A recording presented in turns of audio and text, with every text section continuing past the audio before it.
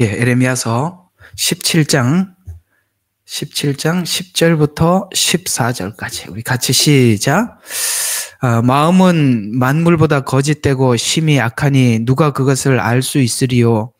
나 주는 마음을 살피고 나의 속을 시험하여 그 사람의 행위와 행실의 결과대로 각 사람에게 주노라. 자고새가 알들을 품어도 부화되지 않는 것처럼 바르게 재산을 모으지 아니한 자도 그의 생애 중간에 그것들을 떠나 보내리니 그의 종국은 어리석은 자가 되리라. 영광스러운 높은 보좌는 태초부터 우리 성소가 있는 곳이라. 오 주 이스라엘의 소망이시여, 주를 버리는 자는 다 수치를 당할 것이며 내게서 떠나는 자들은 흙에 기록되리니 이는 그들의 생수의 근원이신 주를 버렸음이니이다. 오 주여, 나를 고치소서. 그러하면 내가 고침을 받으리이다. 나를 구원하소서. 그리하면 구원을 받으리이다. 주께서 나의 찬양이심이라.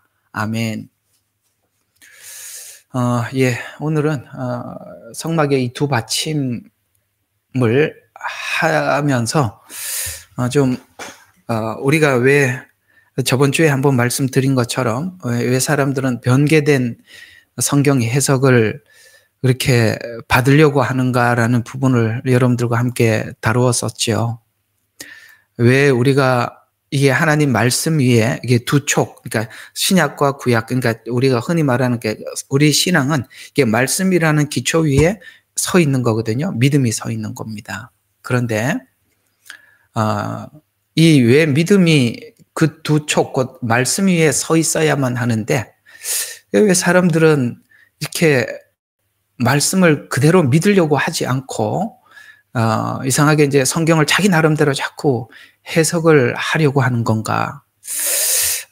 이제 아마 한 3, 4주쯤 지나면 로마서 하면서 여러분들께 이 말씀이 무엇이냐, 말씀은 하나님의 권위다라는 주제로 아마 한번 말씀을 전할 겁니다만 그 이야기를 조금 미리 좀 가지고 와서 여러분들에게 말씀을 드린다면 성경은 이런 이야기입니다.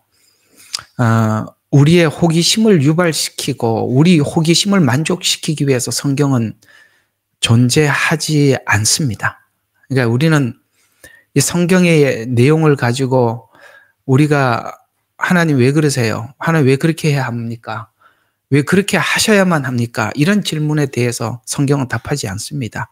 그런 질문들은 오늘 여기 금방 읽어보시면 9절을 보시면 마음은 만물보다 거짓되다고 이야기합니다. 그리고 심히 악하다고 말합니다.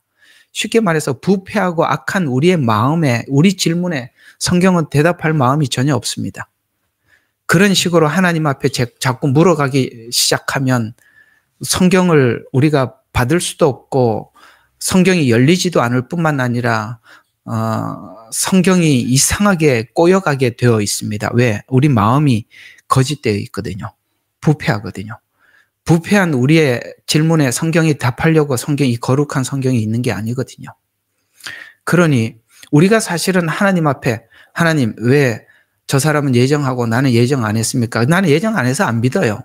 이런 질문에 대해서 성경은 전혀 침묵하고 있다. 그런 말에 대답할 일고의 가치도 느끼지 않는다는 얘기입니다. 그만큼 우리의 질문은 하나님 앞에 이게 부패한 마음이 질문을 하는 질문이라는 것을 기억하고 나면 우리 질문이 얼마나 하나님 앞에 유치한지 또 하나님이 대답할 가치가 없는 것인지 알게 될 것입니다. 우리가 그런 식으로 하나님께 질문에 들어가서는 결코 답을 받아낼 수 없다는 것을 꼭 기억하시기 바랍니다. 오늘 여기 읽었던 본문 잠깐 해석을 하고 좀 지나가 보죠. 이렇게 다 부패되고 이렇게 심히 거짓된 우리 마음이 그걸 이제 다 알고 있는데 10절에 보니까 주는 마음을 살피고 나는 속을 시험하여 그 마음의 사람의 행위와 행실의 결과대로 각 사람에게 준다. 우리가 부패한 마음을 가지고 하나님 앞에 질문을 하면 부패한 대답을 줄 것입니다. 그 부패한 대답은 성경에 잘못된 대답은 내가 마음대로 변개된 해석을 하는 것이고 그건 결코 구원에 이를 수가 없습니다. 이 성경을 설교를 하고 나면 꼭 태클을 걸고 꼭 자기가 설교자인 것처럼 하시는 분들이 계셔요. 이 댓글에는 제가 그런 댓글들은 너무나도 부패한 질문들이라 제가 지워버리고 말았습니다만, 그 질문들이 본인이 설교자도 아니지 않습니까? 설교를, 그런 내용을 가지고 설교를 한 게 아님에도 불구하고 뻔히 알면서도 꼭 그 안에 보면 자기 자랑이 숨겨져 있고, 나 이렇게 성경을 아는 사람이야. 당신보다 나는 이 방향에서 내가 성경이 열렸어. 꼭 자랑하는 것 같고, 그게 교만이에요. 그런 글을 읽을 가치도 없어요. 이게 인간의 마음이라는 겁니다. 그 부패한 마음을 가지고 하나님께서 그 주는 마음을 살펴서 그 살핀 결과대로 사람에게 주신다라고 하신 말씀은, 우리가 썩고 부패한 마음을 가지고 성경을 해석을 하고 거기에서 답을 얻으려고 하기 시작하면 하나님이 이렇게 틀린 답을 계속 해석하게 해주신다는 거예요. 여러분, 우리 마음이 어떠한가에 따라서 성경이 열리기도 하고 닫히기도 하는 것입니다. 그래서 계속 이렇게 이야기해요. 자고새가 알을 품어도 부화되지 않은 것처럼 바르게 재산을 모으지 아니한 자도, 바르게 하나님 앞에 진리를 추구하지 않는 자도, 이런 이야기가 되는 겁니다. 바르게 재산을 모으지 아니한 자도 그의 생애 중간에 그것들을 떠나보내리니 그의 종국은 어리석은 자가 되리라. 성경에 이런 말씀이 있는 거 아시죠? 너희가 가진 것마저도 빼앗긴다고 말씀하고 있습니다. 여러분, 이 가진 것이 하나님께서 주신 작은 은혜의 출발을 하였다 할지라도 우리 마음이 이렇게 부패된 질문을 하고 우리가 우리 욕심에 따라 성경의 답을 구하면 그 있는 것까지도 다 빼앗기는 겁니다. 아무 소용이 없어요. 성경을 외운들 무슨 소용이 있겠으며, 성경을 여러분들이 100독을 하고 1000독을 한들 무슨 소용이 있습니까? 그렇게 성경을 많이 읽어가지고 교만해질 바에는 차라리 성경 안 읽는 게 낫습니다. 이해가 가세요? 그런 것처럼 우리 마음에 따라서 하나님이 대답해 주신다는 것입니다. 성경은 바르게 진리를 추구하고 바르게 하나님 앞에 은혜를 구하면 거기에 대해서 하나님과 깊고 깊은 신비로운 말씀을 열어주시겠지만, 그러나 우리 마음이 부패하고 악하면 그런 방식대로 하나님께서 열어주신대요. 그래서 그 종국은 어리석은 자가 된답니다. 알면 뭐합니까? 해석을 하면 뭐합니까? 다 어리석은 해석들이에요. 그래서 영광스러운 높은 보좌는 태초부터 우리 성소가 있는 곳이라. 그 하나님을 향해서 올라가야만이, 하나님을 향해서 우리가 구해야만이 성경이 열리는 것입니다. 주 이스라엘의 소망이요, 주를 버리는 자는 다 수치를 당할 것이며 또 내게서 떠나는 자들은 흙에 기록되리니 이는 그들은 생수의 근원이신 주를 버렸다는 거예요. 여러분, 이 주를 버렸다는 말의 뜻은 무슨 말이냐면은, 우리가 예수님 오셔서 이런 말씀을 하셨죠. 너희가 성경에 영생이 있다고 성경을 상고한다라고 했습니다. 그렇습니다. 영생은 자기를 위해서 성경을 본 거예요. 어떻게 하면은 구원을 얻는 진리만을 구하는 것입니다. 아닙니다. 성경은 누구 이야기라고요? 예수님에 관한 이야기라고 말씀하고 있어요. 여기도 뭐라고 말씀하고 있냐면은, 너희 욕심을 위해서 성경을 보다 보니까 생수의 근원이신 주님을 버린 겁니다. 영생을 얻기 위해서 성경을 보다 보면 주님을 놓친다고요. 근원이란 말이야. 거기가 생물의 근원이라서 거기서 계속 솟아나오는데 우리가 그걸 버리고 나면 뭘 얻겠습니까? 주여 나를 고치소서, 그리하면 내가 고침을 받으리라. 이걸 기도할 수 있어야 돼요. 왜요? 아까 처음에부터 이야기했죠. 마음은 만물보다 거짓되고 심히 악하다고 했습니다. 그걸 하나님 앞에 고쳐달라고 하나님 앞에 기도하는 게 우선이라 이 말이에요. 성경을 펴놓고 열어달라고 기도하는 게 우선이 아니라 하나님이 썩은 내 마음을 고쳐달라고 하나님 앞에 구할 때 하나님 뭐래? 주여 나를 고치소서, 그리하면 내가 고침을 받으리이다. 그래서 나를 구원해 주소서, 그리하면 내가 구원을 받으리이다. 주께서는 나의 찬양이심이라. 아멘. 우리가 성경을 많이 알고 하나님의 환상을 보여주고 다 필요 없어요. 이 내 마음이 부패하다는 것을 인정하는 것부터 거기서부터 성경이 열리는 겁니다. 참 놀랍지요? 우리는 오늘 이 두 촉 위에 신약과 구약, 곧 말씀 위에 우리의 신앙이 서 있어요. 이 말씀 위에 서 있으려면 우리가 말씀을 봐야 되는데, 말씀을 볼 때 우리가 어떤 마음으로, 하나님을 경외하는 마음으로, 하나님을 두려워하는 마음으로 하나님의 말씀이 하나님의 말씀으로 보고 들어가느냐, 아니면 여기서 내가 필요한 그걸 얻으려고 하는, 근데 필요한 것들은 우리 썩은 마음들, 우리 죄성들, 그걸 가지고 자꾸 합리화하려고 성경을 본단 말이에요. 그러니 여러 가지 논리들이 나와요. 정직하게 하나님 말씀을 깨끗하게 설교했으면 아멘하고 받을 것이지, 거기다가 자기 이야기를 삽입시킬 게 하나도 없는데 그런 것들은 전부 다 우리의 더럽고 추잡한 마음을 그대로 표현하는 것입니다.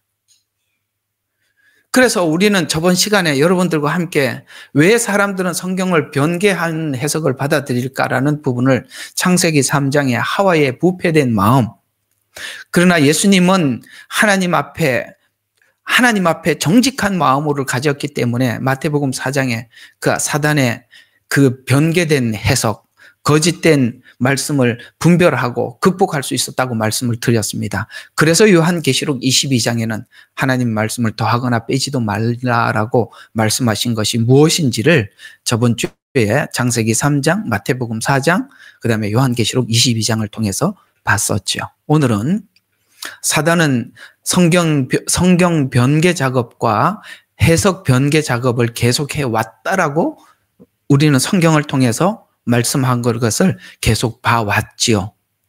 그래서 변개된 해석을 받아들이지 않는 사람들, 오늘은 이제 누가 이 변개된 해석을 받아들이지 않는가 쪽에서 한번 살펴보려고 하는 것입니다. 저번 주에는 변개된 해석이라는 누가 받아들이는가 쪽에서 봤다면, 오늘은 누가 이렇게 하나님의 말씀을 변개해서 이렇게 속여서 거짓으로 들어올 때 누가 그것을 물리치고 거부하고 하나님의 말씀을 따라 진실하게 그 말씀을 따라 갔는지, 성경에는 그런 사람들이 우리가 다 좋아하는 사람들이죠.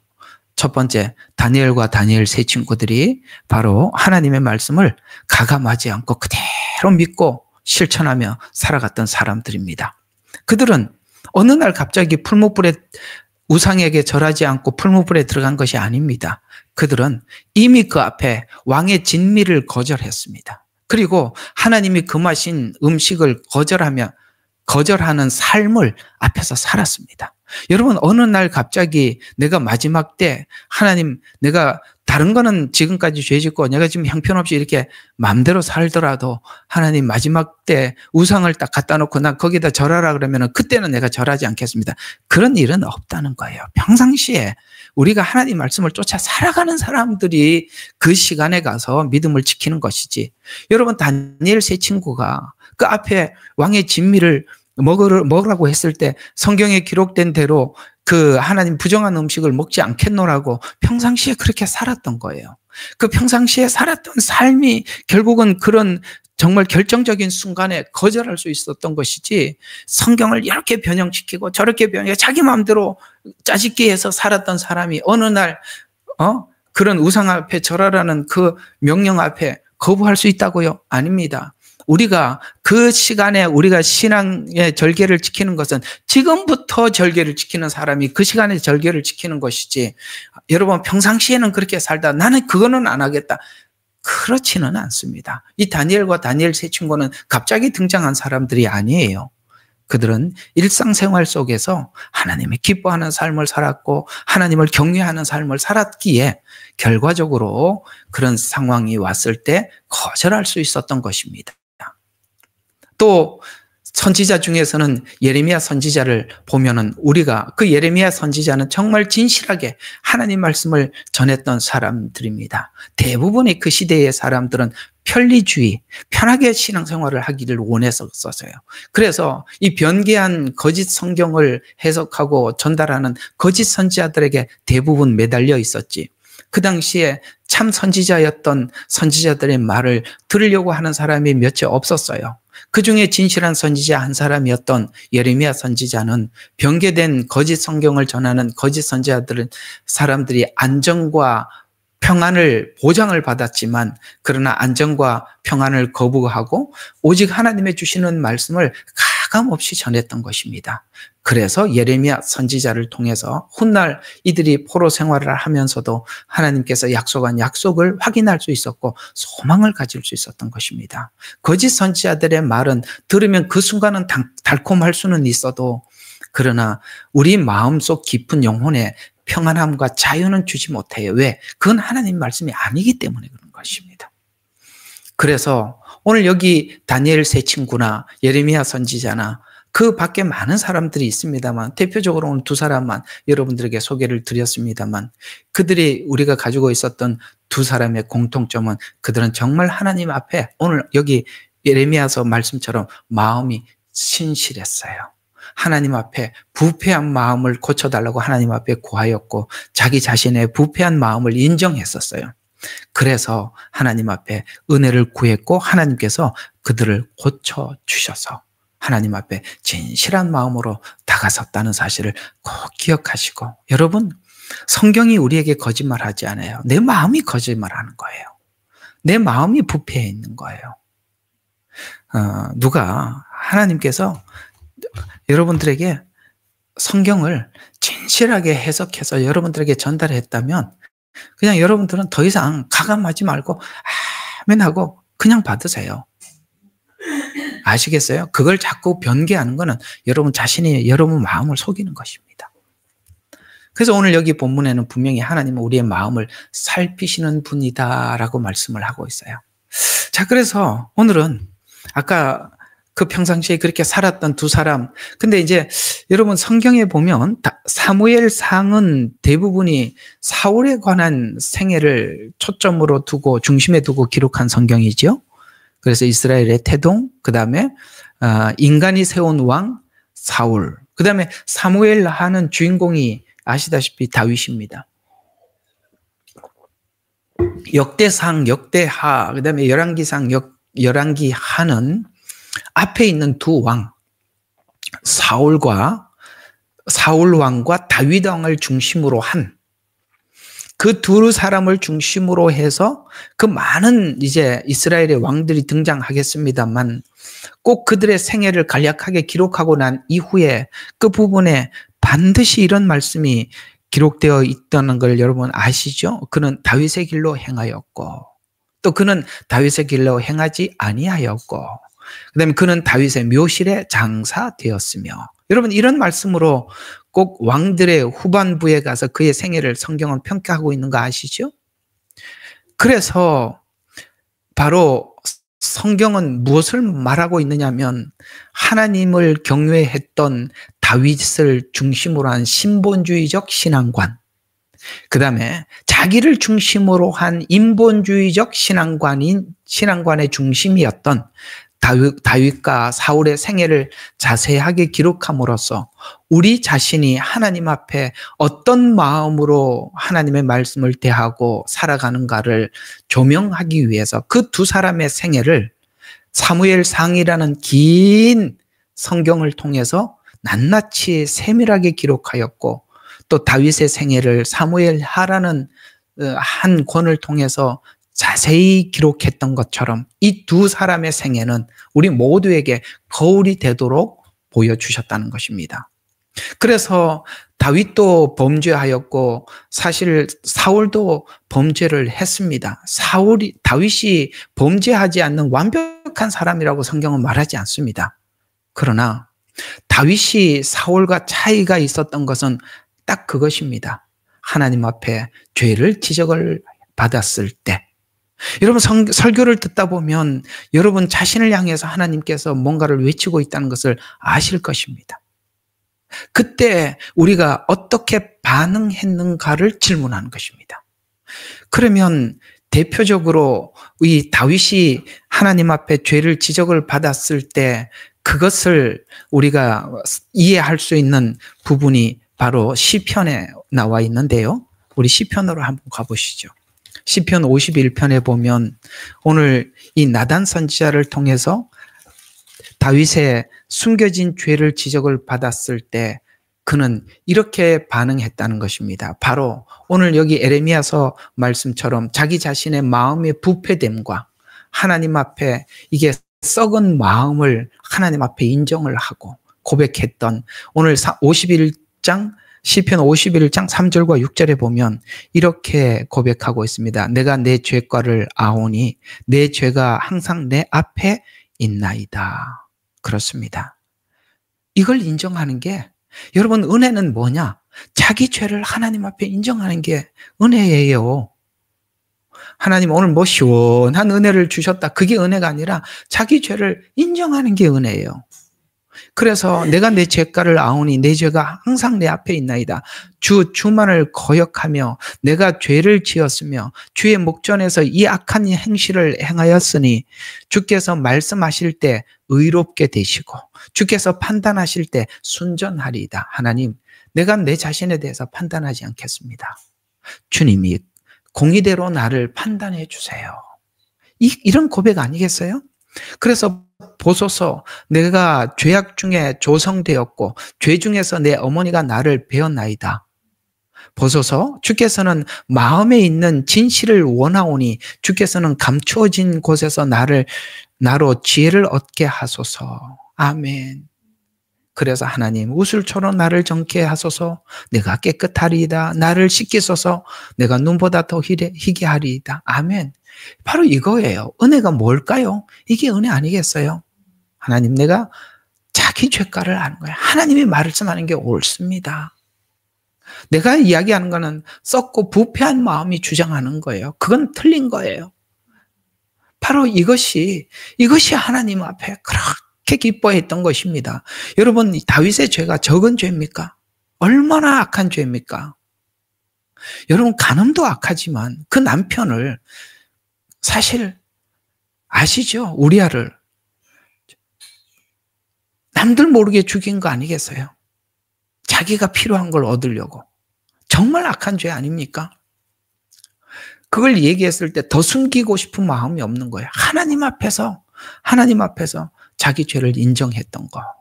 그래서 다윗은 하나님께 진실했고 정직한 마음을 보여드리기를 원했어요.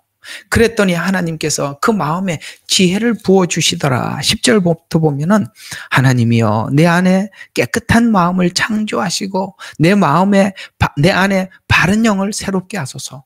창조라는 말을 왜 썼을까요? 나 선한 마음 1도 없다는 거예요. 창조. 왜 창조입니까? 없던 걸 있게 하는 거예요. 그런 것 같아요. 우리는 항상 모든 말이 자기 변명에 지나지 않아요. 자기 중심에 있는 거예요. 그래서 다윗이 아는 겁니다. 하나님, 내 안에 깨끗한 마음을 창조해 주세요. 바른 영을 새롭게 해 주세요. 11절, 주의 면전에서 나를 쫓아내지 마시고 주의 거룩한 영을 거두어 가지 마소서. 주의 구원의 기쁨을 내게 회복시켜 주십시오. 자원하는 영으로 나를 붙드소서. 여러분, 이 기도가 하나님이 얼마나 기뻐하는 기도겠어요. 그리고 또 16절부터 17절부터 17절까지 이렇게 계속 기도합니다. 주께서 희생제를 원치 아니하셨나이다. 여러분, 요게 이제 잘 기억해 두세요. 사울과 다윗의 차이점이 이겁니다. 사울은 자기 마음을 감추고 희생제로 대신하려고 하는 것입니다. 근데 다윗은 그게 아니라는 걸 알게 됩니다. 하나님, 이걸로 때우는 게 아니라는 거예요. 그래서 희생제를 원치 아니하셨나이다. 그렇지 아니하셨으면 내가 그것을 드렸으리이다. 주께서는 번제도 기뻐하지 아니하시나이다. 17절, 하나님이 원하는 것은 희생제들은 상한 영이니 오 하나님이여 주께서 상하고 참회하는 마음을 멸시치 아니하시나이다. 아멘. 회개하는 마음, 자기를 인정하는 마음, 자기가 죄인임을 고백하는 마음, 하나님이 그걸 원하는 거예요. 여러분, 딱 사울과 다윗의 차이는 똑같은 상황에 이게 다른 겁니다. 그럴 겁니다. 왜냐하면 사울은 전혀 희생제로 때우려고 했거든요. 우리 사무엘상 15장으로 가보죠. 사울과 다윗의 차이점이 도대체 뭐냐 이거죠. 사무엘상 15장 19절부터 21절입니다. 사무엘상 15장 19절. 자, 어찌하여 왕은 주의 음성에 복종치 아니하고 탈취물에만 달려들어 주의 목전에서 악을 행하였나이까? 이제 사무엘이 그렇게 물었더니 21자, 그 다음에 사울이 사무엘에게 말하기를 정녕 내가 주의 음성에 복종하여 주께서 나를 보내신 길로 갔으며 아말렉 왕 아각을 끌어왔고 아말렉인들을 완전히 멸하였나이다. 여러분, 우리는 자꾸 하나님 앞에 돈 벌어서 하나님 뭔가 성과를 내서 하나님 앞에 가져다 주려고 그래요. 맞죠? 지금 그 얘기잖아요. 나 아말렉의 아각을 끌어왔고 내가 사단을 멸했고 내가 이렇게 승리했습니다. 이런 것들이 하나님 앞에 우리 내면을 고치려고 하는데 방해가 될 수 있다는 거예요. 나 이렇게 일 많이 했습니다. 나 이런 사람입니다. 이런 성과를 냈습니다. 여러분, 이게 얼마나 무서운지 몰라요. 누가 그런 말을 하더라고요. 야고보서에서 말씀하고 있는 말씀 중에 너희들이 하나님 앞에 많이 선생이 되지 말라. 여러분, 선생이 돼서 누구를 가르치고 나면 자기가 완성품인 줄 알고 착각해요. 여기 유대인들이 그런 착각을 했어요. 자기는 무식한 사람들을 가르치는 선생이라고 생각해서 자기는 됐다고 생각하는데, 항상 기억해야 될 것은 가르치는 사람은 가르치면서 자기 자신에게 은혜를 끼치는 거고, 듣는 여러분들은 들으면서 은혜를 끼치는 것이지, 여기 가르치는 사람이 완성품이 가르치는 게 아니라는 걸 기억하셔야 됩니다. 내가 누군가를 고치고 있다고 하더라도 나는 아직 고쳐야 될 사람이라는 걸 결코 잊어서는 안 된다는 것이죠. 오늘 여기 사울이 왜 착각을 하고 있습니까?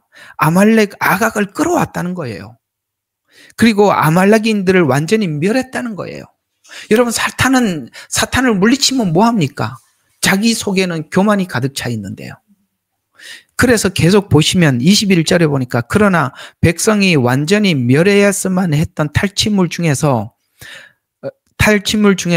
주 당신의 하나님께서 길갈에서 제사 드리기를 위하여 가장 좋은 것으로 양들과 소들을 취하였나이다. 내가 이렇게 승리해서 이 정도 내가 좀 취해서 내가 취하는데 그게 뭐 잘못됐냐? 내가 이렇게 고생하고 애썼는데.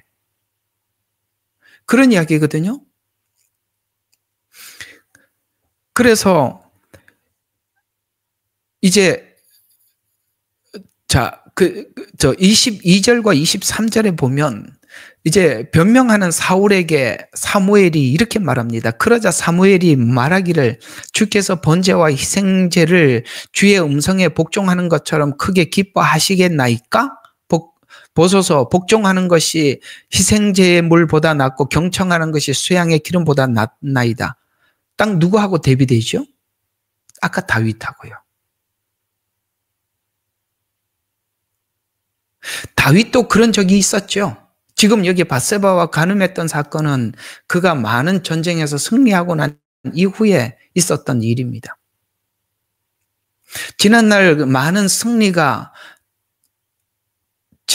많은 승리를 하면 지금 현재 나는 아무 문제가 없는 건가요?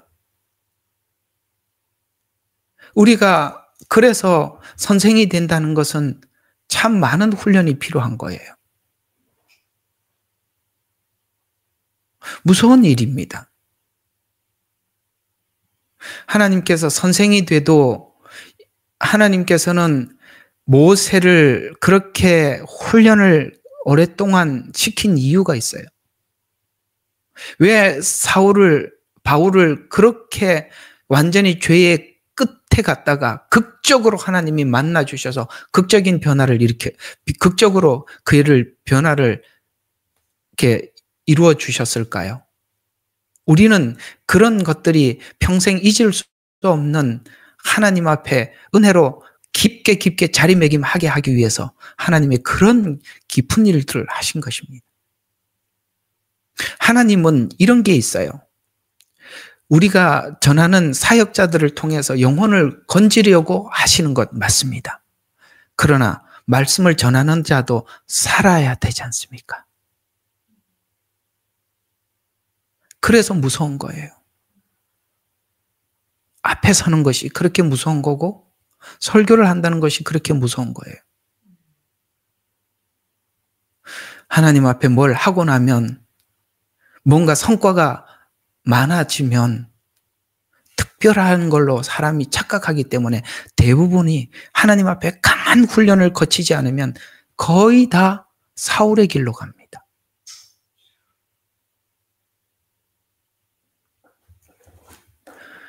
여러분, 사무엘이 이것쯤이야라고 생각하는 거거든요. 그래서 23절에 정확하게 그의 죄를 사무엘이 지적을 합니다. 자, 이 23절을 눈여겨볼 필요가 있어요. 이는 거역함이 마법의 죄와 같고 완고함은 행악과 우상숭배와 같음이니이다. 왕이 주의 말씀을 거역하였기에 주께서도 왕을 거절하여 왕이 되지 못하게 하셨나이다 하더라. 여러분, 이런 사람은 하나님 앞에 안 하는 게 낫다는 거죠. 그런데 한번 왕의 자리를 맛보았고 내려갈 마음이 없어서 그는 평생 하나님께서 왕관을 내려놓아라 라고 했더니 그게 내려놓지 못하는 게 교만한 증거라 이 말이에요. 하지 말라고 그러면 안 하면 되는 거예요. 왜 그걸 끝까지 하려고 합니까? 자기의 명예 때문에 그런 거예요. 그래서 오늘 이 말이 무슨 말이냐면 거역하는 것은 마법의 죄와 같고 완고함은 행악과 우상숭배와 같다라는 이 마법과 같다라는 말은 무슨 말이냐면 하나님을 대신 다른 힘을 의지하는 것과 같이 마법의 힘을 의지하는 것과 같이 이것은 곧 너가 하나님의 권위를 부정하는 행위다 이 말이에요. 여러분, 이렇게 거절하는 것은 하나님의 권위를 부정하는 거예요. 그래서 오늘 이 말을 지적을 들었을 때 이 하나님과의 관계가 가장 중요하다고 생각했더라면 이걸 내려놓고 하나님, 내가 하나님과 관계가 파괴된다면 내가 뭐도 필요가 없습니다 하고 내려놨었어야죠. 사울은 하나님과의 관계가 중요하지 않았어요. 자기가 가지고 있는 왕관이 내려놓을까 봐 그게 두려웠던 것입니다. 그래서 관계 회복을 위한 마음은 사울에겐 전혀 없고 그저 하나님 앞에 종교적인 행위에 치중해서 하나님 이거나 받으세요. 소나 받으시고 양이나 받으시고 번제나 받으시고 이러고 앉아 있는 거예요. 그래서 오늘 이 지적한 말씀을 거부하는 것은 완고한 마음을 드러내는 것이다. 다른 말로 교만을 드러내는 것과 같다. 이렇게 이야기를 하는 것입니다. 여러분, 우리가 하나님 말씀을 그대로 전했을 때 마음에 와닿고 하나님이 찔림을 주셨을 때 여러분 마음이 또다시 속에서 다시 재해석을 해 들어가는 것은 완고한 증거입니다. 그것이 교만하다는 거예요. 여러분, 하나님과의 관계가 더 중요하다고 여기신다면 이런 하나님 앞에 아픈 지적을 내 뼛속 깊이 받아들일 수 있어야 돼요. 왜 우리가 하나님의 말씀을 들은데도 다시 재해석합니까? 바로 완고한 우리 마음 때문입니다. 오늘도 그 다음에 고집이라고 표현하고 있어요. 고집은 자신을 굽히지 않는 태도는 우상숭배와 같아서 고집이 하나님보다 더 높은 교만이 되었다는 거예요. 우상숭배가 뭡니까? 하나님 위에 있는 거예요. 그러니까 무슨 말이에요? 네 고집이 하나님보다 더 위에 있다는 거예요. 고집을 꺾어야죠. 예? 꼭 하나님 말씀 그대로 있는 대로 전하고 보면 꼭 다시 자기가 해석한 걸 다시 또 이야기를 해. 그건 다 자기 고집이에요. 아니라고 말을 하면, 문제가 있다고 얘기하면 맞습니다. 이렇게 하면 참 얼마나 하나님이 기뻐하시겠어요. 끝까지 자기가 옳다고 주장하는 거예요. 그걸 하나님은 고집이라고 이야기하는 것입니다.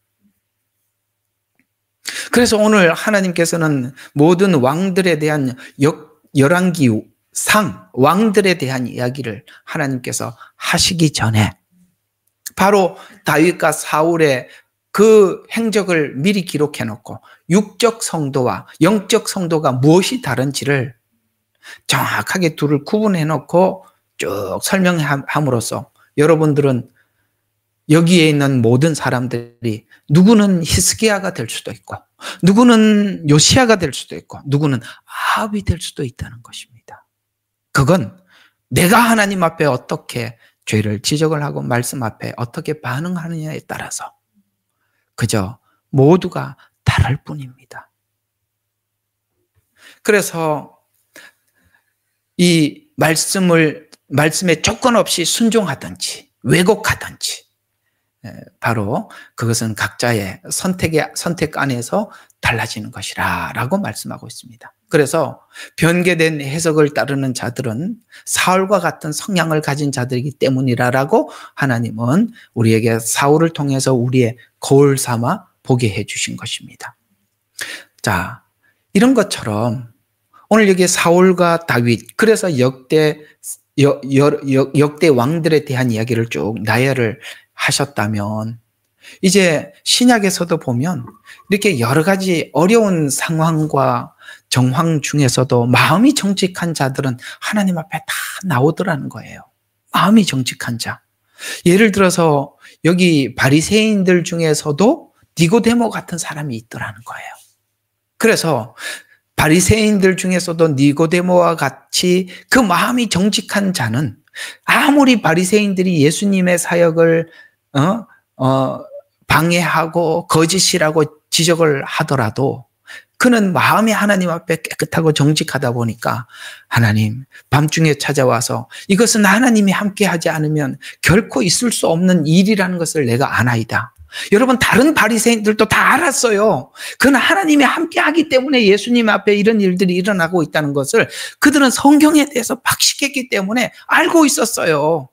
그런데 한 번도 그것을 뒤집어서 아니라고 주장하려고 그것만 찾으려고만 했지. 이해가 가요? 하나님 앞에 자기가 정직하게 한 번도 반응한 거 아니에요. 그래서 이 니고데모는 계속 관찰하고 있다가 저건 분명히 메시아이기 때문에 일어나는 일이다. 성경에는 이렇게 기록된 대로 그 메시아가 오시면 이렇게 하신다고 하신 대로 지금 그런 일이 일어나고 있구나라는 것을 알고 밤중에 찾아온 거예요. 왜 찾아올 수 있었을까요? 바로 자신이 하나님 앞에 모든 사람들이 아니라고 하더라도 하나님 앞에서 자기 정직하게 예수님의 삶을 보았기 때문에 그런 것입니다. 그래서 요한복음 3장 2절에 보면은 그가 밤에 예수께 와서 이르되 랍비여 우리가 당신은 하나님께로부터 온 선생인 줄 아나이다. 하나님이 함께하지 아니하면 당신이 행하는 이 표적을 아무도 알 수 없습니다. 라고 정직한 마음으로 하나님 앞에 나와 있습니다. 오늘 여기 이 마지막 때 많은 사람들이 바리새적인 사고, 종교적 사고를 가지고 있을 것입니다. 바리새적인 종교적 사고라는 것은 그들이 구원을 자기 나름대로 짜집기해서 이해를 하고 있고 자기들 나름대로 이렇게 하면 하나님을 섬기는 예라고 정해놓은 룰이 있다는 거예요. 오늘날 이 바리새적인 사고 아래서 신앙생활을 하고 있는 어떤 종교가 어디 있나라고 생각해보면 참 그런 종교들이 많이 있는데 특별히 제가 볼 때는 천주교적 사고 안에 있는 사람들이 그렇게 보여요. 그들은 그저 하나님의 어떤 그 의식, 예식 이런 걸 가지고 하는데 저는 요즘 참 우리 예레미야 눈물방에서도 많은 분들이 이 천주교인들이 돌아오는 게 참 신기해요. 근데 그 천주교인들이 돌아오신 분들이 여기 많이 있거든요. 근데 그분들의 공통점이 있어요. 뭐냐면은 하나님 앞에 정직하다는 거예요. 하나님 앞에 성경을 읽어요. 이거 성경 말씀하고 다르다. 알게 되어 있어요. 정직한 마음으로 성경을 읽어보면 아니라는 거 금방 알아요. 왜 우리는 많은 사람들이 복음 아닌 복음을, 거짓 복음을 외치는 데 있을까요? 그들이 정직하게 성경을 한 번만 읽어봐도 알게 되어 있어요. 성경은 그렇게 닫힌 책이 아닙니다. 오늘 니고데모와 같은 이 많은 사람들이 하나님 앞에 정직하게 성경을 들여다볼 때 하나님께서 많이 구원해 주시지 않을까라고 생각이 듭니다. 또 신약에 보면 이 빌립보에 있던 이 간수 이야기가 나와 있어요. 이 간수는 바로 바울과 실라를 옥에다가 가두어 놓고 그들은 그 옥문 앞에서 지켰었습니다만 바울과 실라가 옥에 갇혔을 때 정말 하나님 앞에 정말 기쁜 가운데 찬양하는 걸 보고 저것은 자기가 본 죄수들과 너무 다른 죄수들이에요. 여러분, 사람이 감옥에 갇히면 누가 찬송이 나오겠습니까?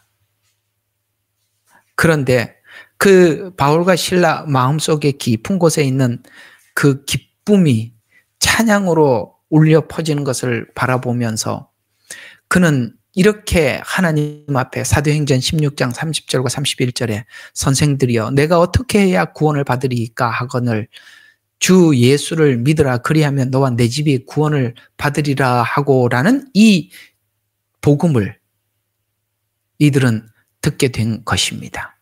그렇습니다. 누구든지 복음을 전하는 자 옆에 있을 때 예수님 옆에 있든지 사도들 옆에 있든지 복음을 전하는 자 옆에 있을 때 자기 마음이 아직 그 마음속에 복음이 없더라도 정직하게 사람들을 살필 줄을 알면 듣게 되는 것입니다. 가만히 생각해 보십시오. 우리 하나님께서 우리를 불러주신 건 사실입니다만 이 복음이 누구에게 흘러갔을까요? 대략 이런 하나님 앞에 진실한 사람들, 마음이 정직한 사람들. 우리는 하나님 앞에 돌아온 사람들이 하나님께서 우리는 자꾸 교리적으로 예정했기 때문에 왔다. 믿었기 때문에 왔다. 자꾸 그렇게 우리가 교리적으로 나누려고 하는데 하나님은 이렇게 마음이 순수하고 정직하고 하나님의 말씀이 선포되었을 때 자기 자신의 속 깊은 거짓에 대해서 부패한 것에 대해서 인정하는 자를 하나님이 찾아가 주십니다. 예수님 오셔서 그렇게 말씀하셨죠. 나는 의인을 부르러 온 것이 아니라 죄인을 부르러 왔다고 했어요. 그렇습니다. 예수님 오셨을 때 죄인은 누구나 다 주님 앞에 왔어요. 그 죄인이라고 고백하는 사람들은 그 마음이 하나님 앞에 진실하고 정직한 사람들입니다. 그래서 이 말씀을대로 우리가 말씀을 비추어 보면 이런 이야기가 되는 것입니다. 요한복음 3장 20절과 21절에 이런 말씀이 있죠. 악을 행하는 자는 빛으로 오지 아니하나니 그 행위가 드러날까 두려워하며 그러나 진리를 행하는 자는 그 행위들이 하나님 안에서 이루어졌다는 것을 나타내기 위하여 빛으로 오느니라. 아멘. 그렇습니다. 마음이 정직하고 진리를 행하는 사람들은 하나님 앞에 나온다고 말씀하고 있고 악을 행하는 자는 그 빛, 곧 복음이 전파되어졌을 때 사람들이 그 빛 가운데 나오지 않는다라고 이야기를 합니다. 왜요? 행위가 드러날까 두려워하며 라고 말씀하고 있습니다. 그렇습니다. 우리는 행위가 드러나는 것이 두려운 게 아니라 하나님 앞에 거부당할까, 하나님과 관계가 끊어질까 두려운 사람들입니다. 참 용기 있는 사람들이 누구일까요? 진정으로 용기 있는 사람들은 자기가 자기 자신에 대해서 인정하는 사람들입니다. 그런 사람들은 빛 가운데 나오게 될 것입니다. 또 하나는 히브리서 4장 12절의 말씀이 바로 그 이야기를 우리에게 하는 말씀이거든요. 우리 잘 알고 있는 히브리서 4장 12절 우리 가서 한번 읽어보죠. 참 중요한 이야기죠. 우리 다 잘 외우기도 하는 말씀이기도 합니다. 히브리서 4장 12절입니다. 여러분 성경을 펴놓고 한번 보도록 하겠습니다. 자, 하나님의 말씀은 살아있고 활력이 있어 양날에 있는 어떤 검보다 예리하여 혼과 영과 그리고 관절과 골수를 찔러 가르고 마음의 생각들과 의도를 판별하신답니다. 그러니까 하나님의 말씀은 딱 우리 속에 들어와서 뭘 합니까? 말씀을 가지고 우리 마음을 판별해서 갈라놓는다고 해요. 분명히 말씀은 정확해요. 정확하게 선과 악을 갈라놓고 우리 마음이 어떠한지를 지적을 해요. 참 성경의 신비가 뭐냐면 세상에 있는 모든 그 역사책들은 왕들의 이야기는 그러니까 성공한 왕들을 높이기 위해서 역사는 기록이 되죠. 그렇죠? 그러니까 예를 들어서 과거의 모든 역사들이 보면은 쿠데타에 실패한 사람은 악인이 되고 쿠데타에 성공한 사람들은 뭡니까? 능력 있는 왕이 되지 않습니까? 그 인생에 그 더럽고 추접한 수많은 이야기들은 다 감추어지고 그 사람의 의만 드러내지 않습니까? 맞죠? 근데 성경은 우리에게 귀감이 되는, 우리에게 참 큰 은혜가 되는 다윗의 이야기가 그의 아름다운 이야기만 기록되었습니까? 그의 더럽고 추한 이야기를 빠짐없이 기록을 하고 있습니다. 왜요? 하나님의 말씀은 우리의 추한 부분까지도 들어와서 정확하게 혼과 영과 골수까지 정확하게 갈라놓기 때문입니다. 그걸 성경이 말씀을 갈라놓을 때, 성경이 말씀으로 우리를 구분해 놓을 때, 그걸 받아들이는 자가 하나님 앞에 은혜를 입는 자요. 성경이 말씀대로 이렇게 갈라놓고 나면 그걸 가지고 우리 마음대로 변형시키지 말라는 거예요. 그게 바로 하나님의 은혜를 담는 자와 담지 못하는 자의 차이점이라는 것입니다. 그래서 오늘은 이 두 촉은 뭐지요? 예, 은입니다. 십자가 복음입니다. 십자가 복음이 두 촉은 구약과 신약. 그다음에 기둥은 뭘로 돼 있다고 그랬죠?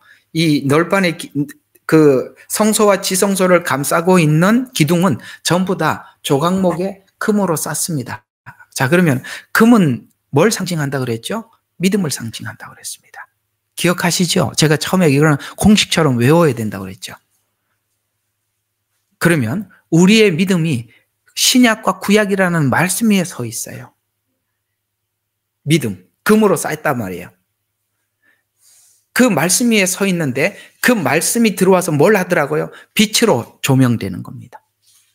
그 빛으로 우리를 조명할 때 오늘 에레미야 말씀처럼 하나님, 저는 마음이 심히 부패했습니다. 저는 악합니다. 하나님 이걸 고쳐주세요. 라고 나가면 말씀이 그걸 가지고 정확하게 쪼개서 이것은 악이다. 이거는 선이다. 네 양심에 이건 지금 너 양심을 속이는 것이다 하고 성경은 끊임없이 우리에게 말씀해 주고 있어요. 그걸 가지고 그렇습니다. 아멘 하고 나갈 때 우리 마음을 고쳐주시는 거예요. 대략적으로 보면 이단들이, 영지주의가 왜 그렇게 돼갑니까? 그들의 죄를 성경을 통해서 정당화시키는 거예요. 그래서 이상하게 짜집기 해놨어요. 근데 거기 가서 박수치고 아멘 하는 사람들은 누굽니까? 자기도 죄 짓고 살고 싶은 거예요. 이걸 아셔야 돼요. 여러분, 이단들이 악한 놈들이 아니라, 맞아요. 이단이 악한 놈 맞죠. 근데 거기에 동조하는 사람은 같은 성향을 가지고 있기 때문에 그런 겁니다. 안 그러세요? 오늘 성경이 그 얘기잖아요. 성경은 정확하게 빛으로 비춰주고 있어요. 칼로 하나님의 말씀을 나눠주고 있어요. 우리가 하나님의 말씀에 그 권위 앞에 나가서 아멘 하고 나가면 정확하게 성경이 말씀하는 대로 우리가 조명을 받을 수 있어요. 그리고 하나님 앞에 관계 속에서 우리 죄를 하나 둘 청산해 나갈 수 있어요. 왜 그걸 하다가 말고 다른 방향으로 갔죠? 오늘 성경에 보니까 부패한 내 마음을 그대로 유지하고 싶은 거예요. 성경은 그렇게 지적을 하고 있어요. 천국에 가서 하나님 앞에 구원받지 못하는 이단 교인 앞에 하나님께서 너는 이러이러해서 전혀 나하고 상관이 없다라고 이렇게 얘기할 때 저는 교회에서 그렇게 안 배웠습니다. 너 네가 다닌 교회가 어디냐? 구원파인데요.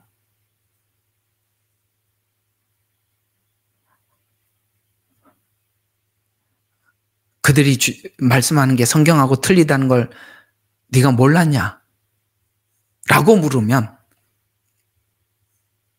성경을 읽어볼 때 분명히 하나님이 비춰주셨을 것입니다. 하나님이 말씀 안 할 리가 없어요. 우리가 한번 옛날에 혹시나 여러분들에게도 그런 과거가 있었다면 한번 생각해 봐요. 이게 아닌데 내가 들으면서 아닌데도 내가 막 수긍을 하고 아닌데도 막 그냥 억지로 맞는 것처럼 내가 받아들일 때 언제 그랬었습니까? 우리 마음이 했기 때문에 그랬던 것입니다. 공정하게 성경을 보니 이게 아니구나 하고 금방 알 것을. 그건 내 마음의 정직의 문제요, 공의의 문제요, 하나님을 경외하는 문제입니다. 자, 오늘은 여기까지 하겠습니다. 자, 저번 주에는 여러분들과 함께 왜 사람들이 변개한 성경을 따라가는가 쪼개서 보았습니다. 오늘은 우리가 변개한 성경을 받아들이지 않는 사람은 마음이 순수한 자, 정직한 자, 하나님을 경외하는 자, 자기 자신에 대해서 정직한 자들이라고 여러분의 말씀을 드렸습니다. 그 위에 우리의 믿음이 굳게 서 있어야 되는 것입니다. 하나님, 오늘 이 저녁에는 정말 성경 변개 작업이 에덴 동산에서부터 있었고 계속 성경 변개와 해석 변개 작업은 있어 왔습니다. 근데 왜 사람들은 성경이 변개되고 해석이 변개되는데 동조할까요? 그것은 바로 우리의 부패된 마음을 그대로 표현한 것입니다.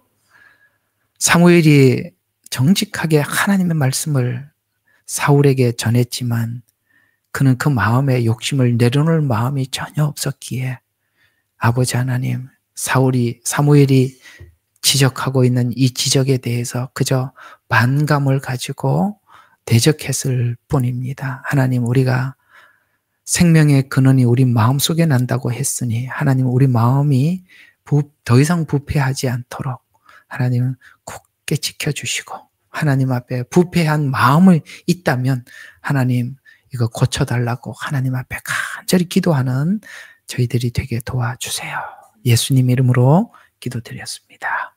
아멘. 우리는 역사상 가장 중요한 시점을 지나고 있습니다. 하나님께서는 하나님의 일을 하시기 전에 사람을 준비시키셨음을 우리가 알고 있습니다.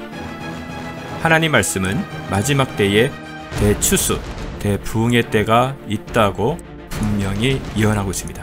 아멘. 하나님의 말씀이 그대로 성취될 것을 믿습니다. 예레미야 눈물은 잠자는 교회와 영혼을 깨우기 위해 노력하고 있습니다. 이 가슴 뛰는 일에 함께 하길 원하시는 분은 카카오 채널로 연락 주시기 바랍니다. 당신은 위대한 하나님의 사람입니다.